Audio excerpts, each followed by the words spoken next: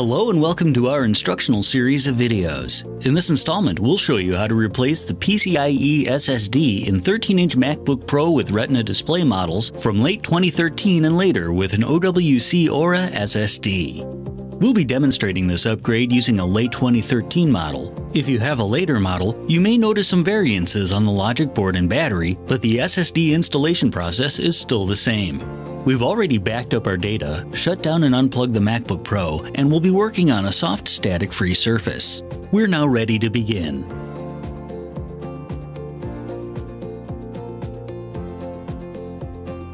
The first step is to close the MacBook Pro and flip it over.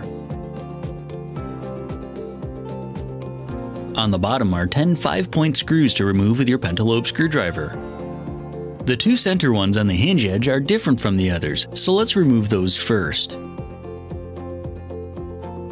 Next, remove the remaining 8 screws.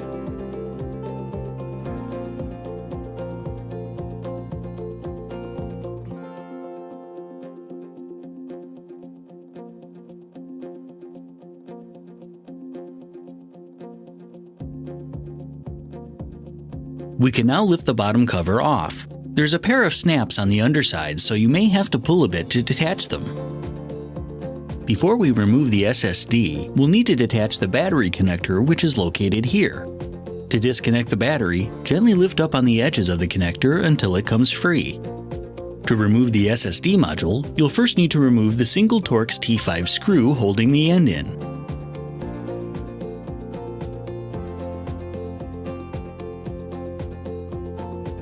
Once the screw is removed, you can gently slide the SSD module out of its socket. You can now set the original SSD aside, or you can reuse it for data migration, storage, and backup with an Envoy Pro external enclosure.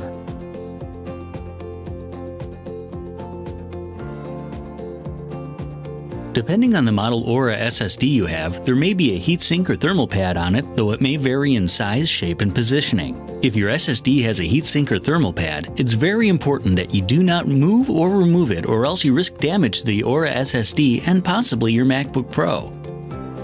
The notch on the Aura corresponds with the pin in the socket. Simply line the two up and slide the Aura into the socket until it's fully seated. Then, make sure the Aura is laid flat and secure it in place with the Torx T5 screw.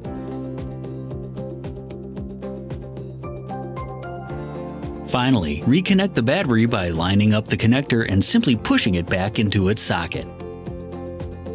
You can now set the bottom cover back into place and push on it to re-engage the clips.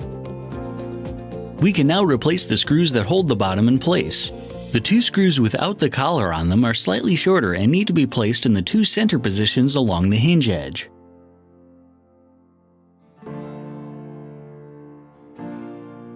The remaining 8 screws should have a collar on them and are all the same size.